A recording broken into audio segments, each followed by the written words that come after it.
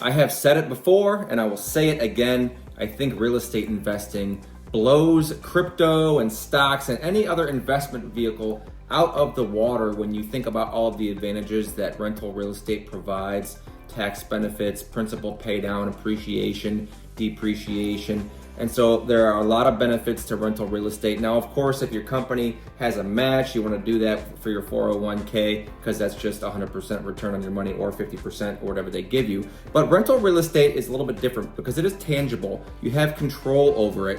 And if you don't have a lot of money, you may think it's out of your reach or out of your grasp. But it doesn't have to be, because they have a product out there, a loan product that is called an FHA loan, and you can move into a single family home with that, or you can do a duplex or a triplex or a 4-unit. And as you can see in the background here, I've got another video playing where I am in front of the 4-unit property that I purchased with an FHA loan. So I'm gonna give you guys the link to that video in this video because it's a lot longer. It explains a lot of the details, but this is just a quick little summary on how to get into one of these things for a lot cheaper than it would cost you normally. Normally it's 20% down is what you'll have to put down for an investment property. You have to have all those other qualifications like your debt to income ratio, your DTI. You have to have liquid capital reserves. That can be in the form of cash or your 401k balance, things like that. But the FHA loan is a way that you can get into it for a lot cheaper. And I'm gonna give you guys a couple little tips and tricks that I've used, because I've actually used this product twice. I bought a duplex in 2018, didn't have a lot of money to get started, and I was able to get into a duplex with the FHA loan. And eventually I was able to refinance that so I could use the FHA loan again on the 4-unit property that you see in this video behind me here. You can have one FHA loan at a time, but you can use it multiple times throughout your life. It's not just a one and done. It's not just if you have an FHA loan now you can never get one again. You can just only have one at a time. So 3.5% down is what it costs to get into one of these. And if you find a good property, I'm gonna explain a couple tricks on how to minimize your cash outlay in order to come up with the least amount of cash possible in order to get into one of these things. So there's a couple tips and tricks.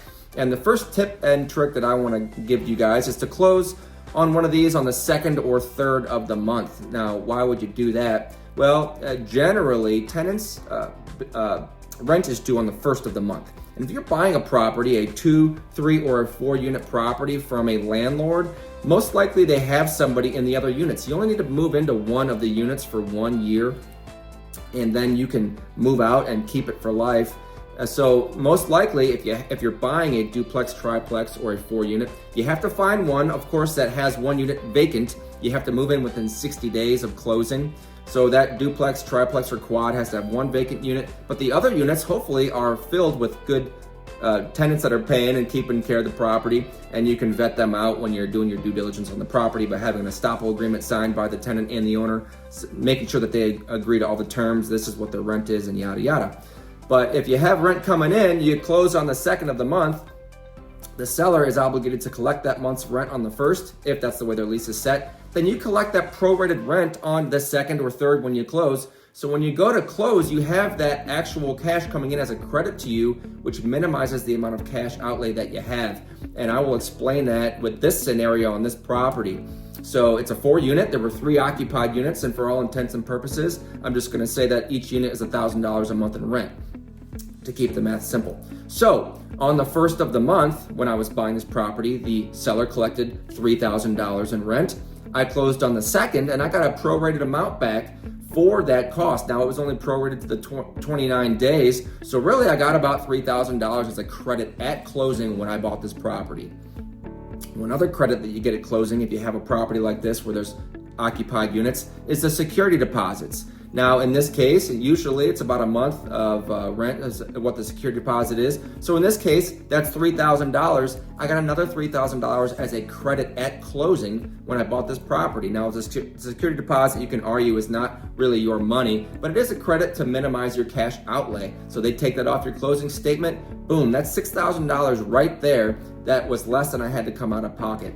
Now, also, when you're buying rentals and you know that cash is king, or if you're just buying your own single family home, I always coach my buyers on this. If you don't have a lot of cash and you have a good interest rate from the bank that you're getting, and historically, last 5 years, we were at 3-4% interest rate, which is great. You want to keep as much cash as you can in your pocket. So what I would coach them to do, and what I did in this case, is elevate the purchase price by, say, $5,000 more than what you would be willing to offer, and then have the seller pay your closing costs.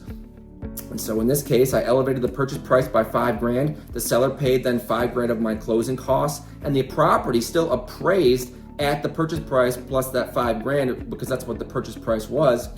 So in this case, it was all great. I then had the seller pay the $5,000 of my closing costs, and all in out of my pocket.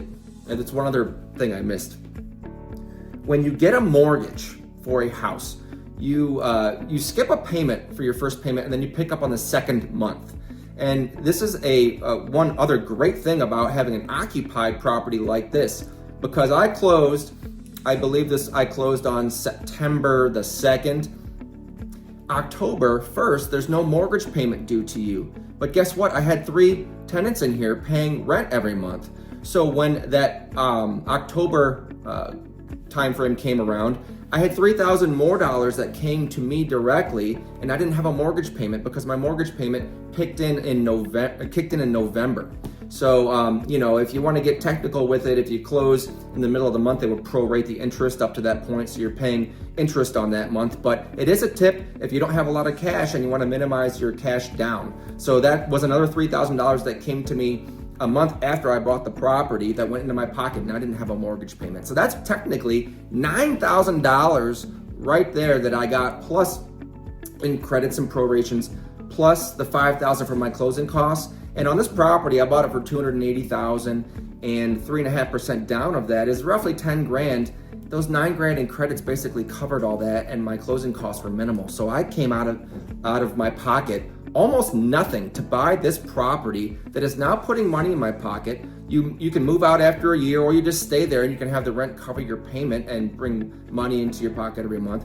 But I moved out after the year, which is what you're allowed to do, and now I have 4 tenants in there paying $1,000 per month. It's a little bit different than that, but we're just going to say that for math. And I locked this in actually at 2.75% interest, because when you're getting a personal residence loan, when you move into something like this, it counts as an owner-occupied loan. You get that better interest rate. Interest rates for investment properties are higher than what you would get on a owner-occupied 30-year note. So that's another great reason to move into an FHA house hack like this and do a 2, 3, or 4 unit property. If you guys want to see me talking in this one and walking around this property, I'm going to put a link to that below, and I hope that helps. And it really was the only way that I could get started, because I didn't have a lot of money when I first started and bought that first duplex back then, but it paved the way, and if you're struggling a little bit and you can't get ahead, even if this video reaches one person, that it opened my eyes, and it kind of gave me a little bit of hope that I could become an investor and work my way towards financial freedom in the future. So I hope this helps you guys. We'll talk to you later on. Bye.